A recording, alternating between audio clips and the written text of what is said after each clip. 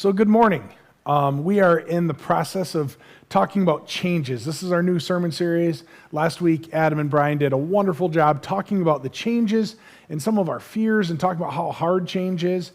And I think it's just a great series to go through because we really are. Today, we celebrate kids going back to school and praying over them and the teachers, and it's a big change. Some are making transitions the first time to school. Others are making transitions to elementary, to up to middle school, up to high school or college, and it's just life changes all of the time.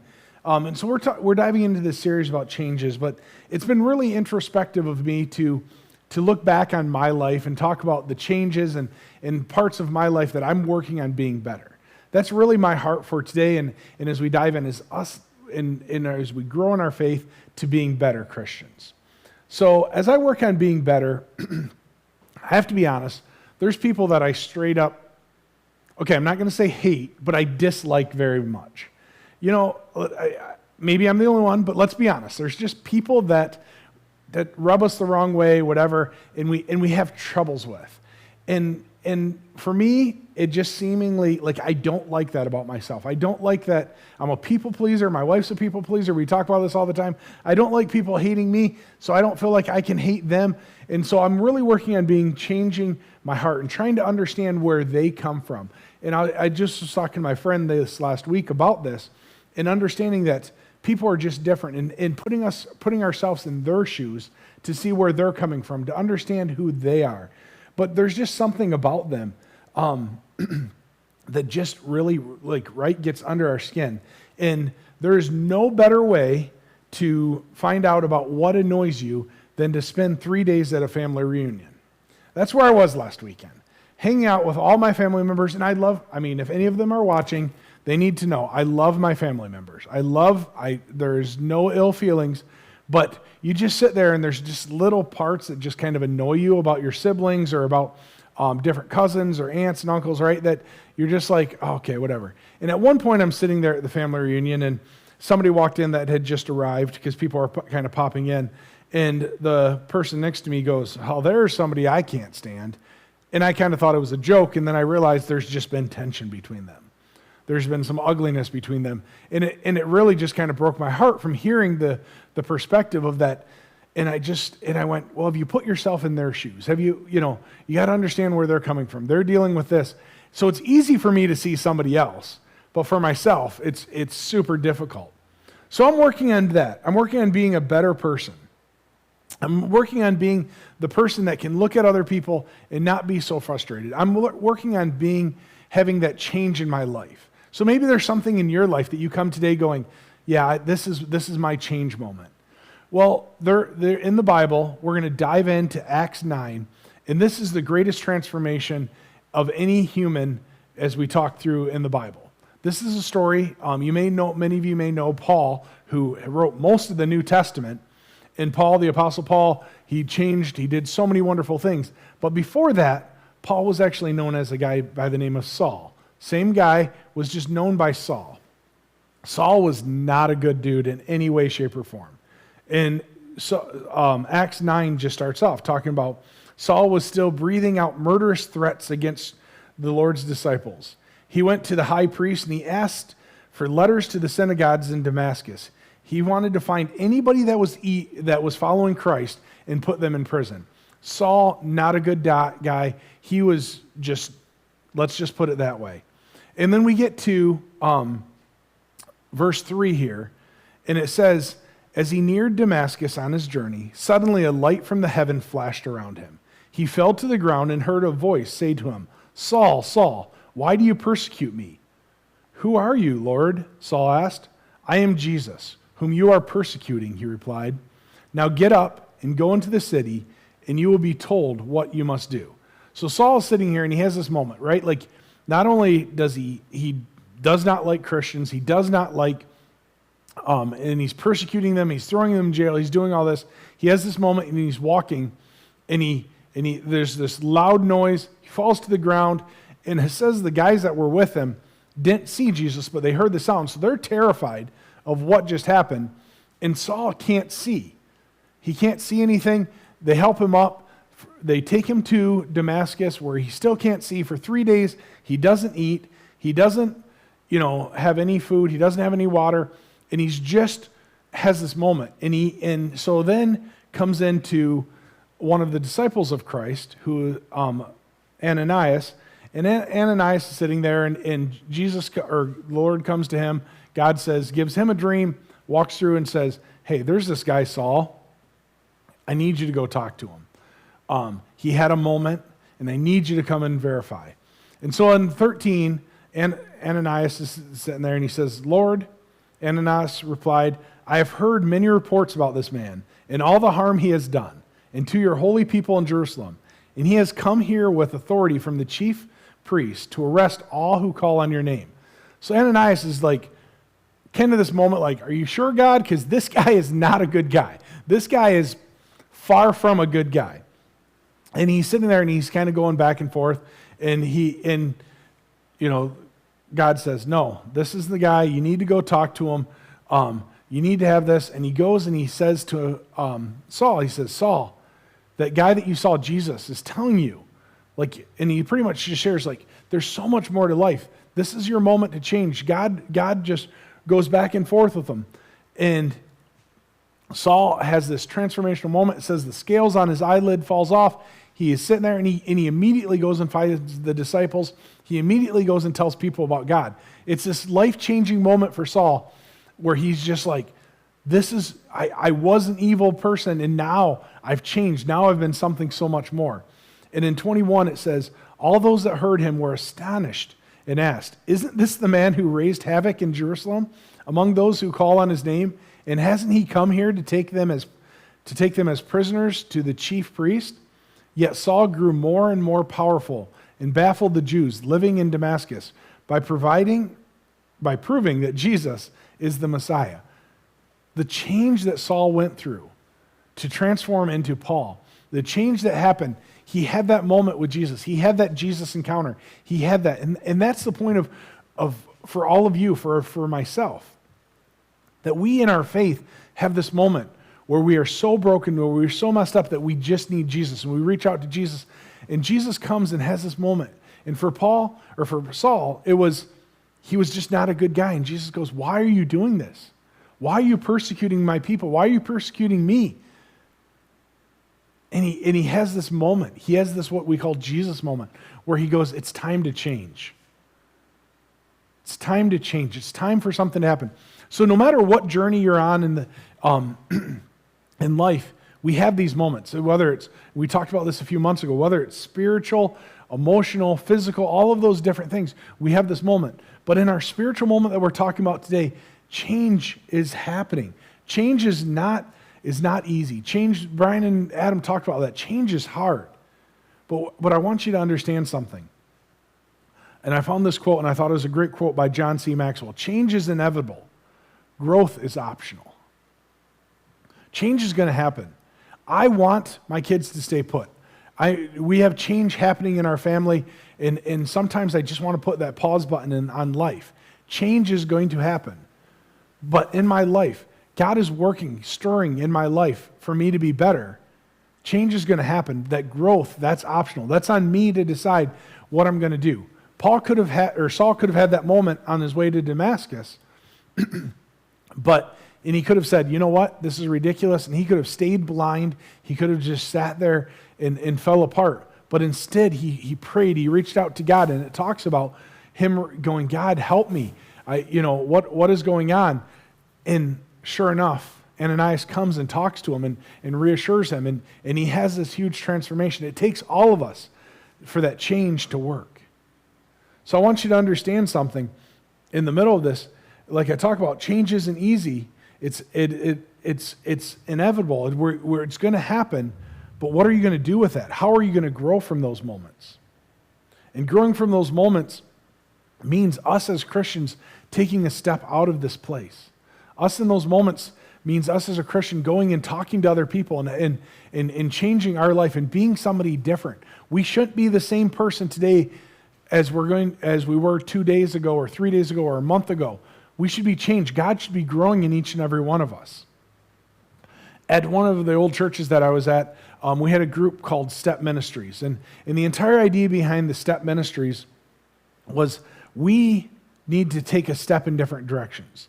There's people in this church that needs to take a step out.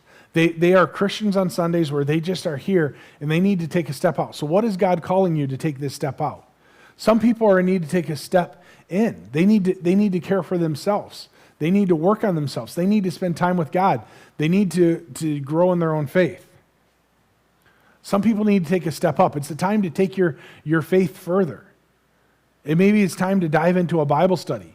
Maybe you've been coming to one church here for a while and you're going, hey, this is great. I enjoy Sunday mornings are wonderful, but I need more. Like I'm craving more. So as we go into the fall, it's time to take a step up in our faith. We need to get some small groups. We need to get this going. We need to get some Bible studies. And I want to own that. I want to take that. It's time to step up. You're craving so much more. See, God puts all of those change in our hearts. Those changes happen, and He wants more from us. And sometimes those steps get a little confusing, kind of like this, right? Like you may think you're stepping up, but you're really stepping down. You're stepping to the side.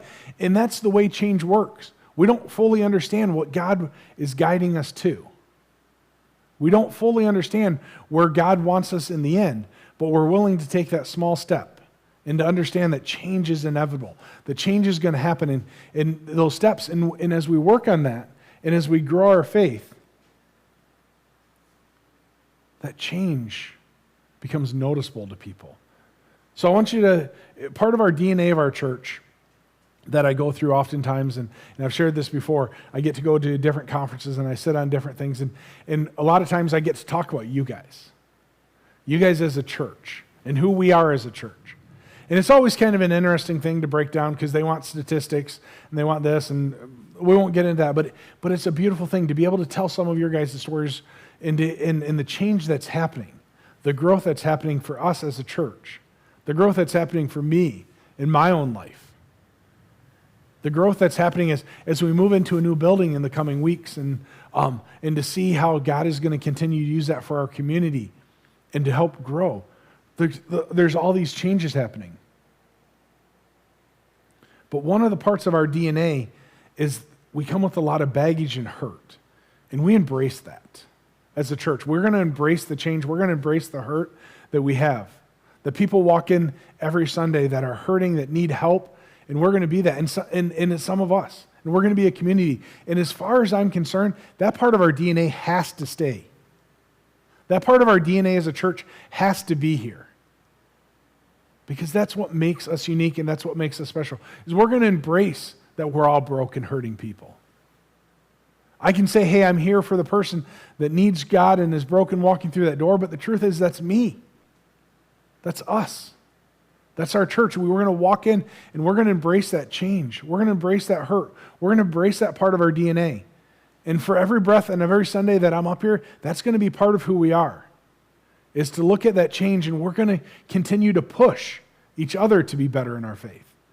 We're not going to just be complacent and say, hey, you know what? You've now been part of a Bible study, so you're good. We don't need to worry about you anymore. No, we as a church are going to push each other to grow, to get into the Word, to grow, to be better Christians, to be better Christ followers, to be better for our community. We're going to push. And that happens by embracing the change. So over the last couple weeks, it's football season. So as a coach, I've got a chance to coach 5th and 6th grade offense. I don't know why they thought for me I'd be a good running backs and wide receivers coach, because I obviously never played that position a day in my life. But for me, it's been helping these running backs and these wide receivers. And I've used my idol growing up, Barry Sanders. He did moves that I can never dream of doing, but Barry was so great. And what he was so great at doing was changing direction. And every time you talk to him, he talked about, like as a kid, he would play like tag or different games like that, and he would have to change directions real quick. And that's where he got his elusiveness.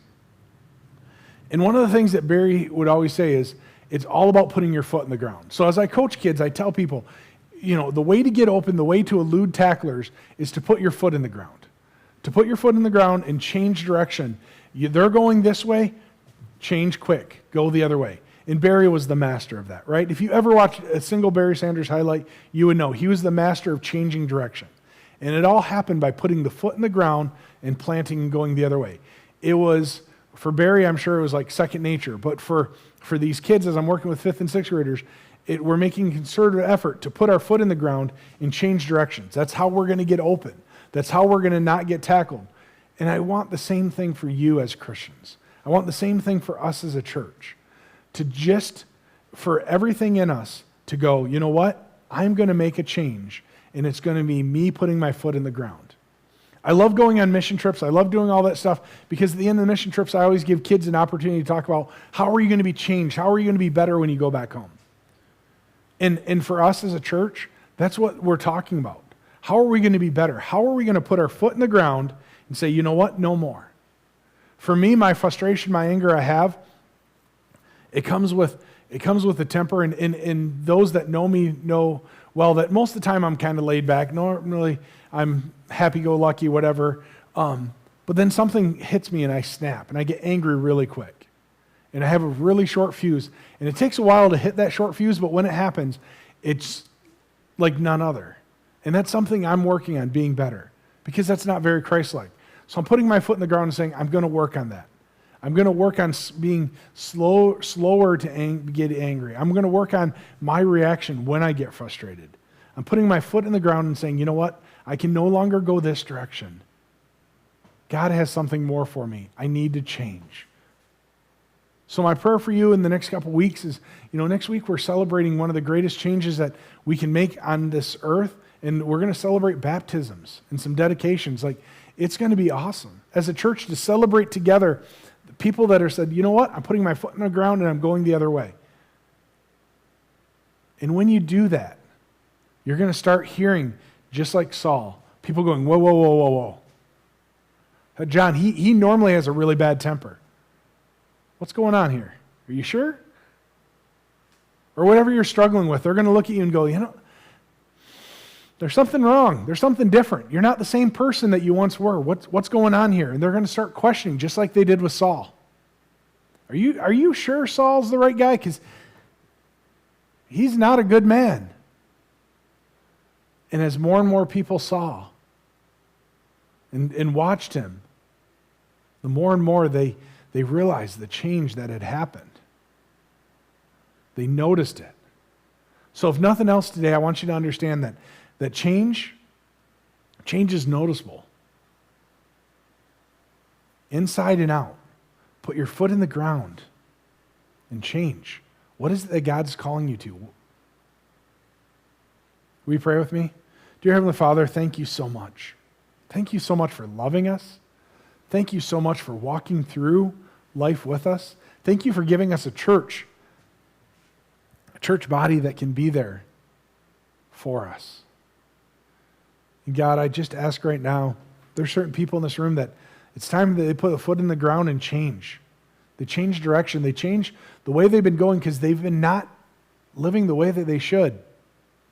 And they take this today and say, you know what, I'm going a different way. And the world's going to whisper. The world's can try to beat us down and say, no, you're too bad for that, or you're too evil for that. But God, I pray that you will bring us together as a church to help encourage that change in each other. To encourage each other to be better followers of you. To be the difference makers in our community, in our families, in our friendships, and for just random strangers to see us and to notice the change through you, through a relationship with you, Christ. It's in your name we pray. Amen.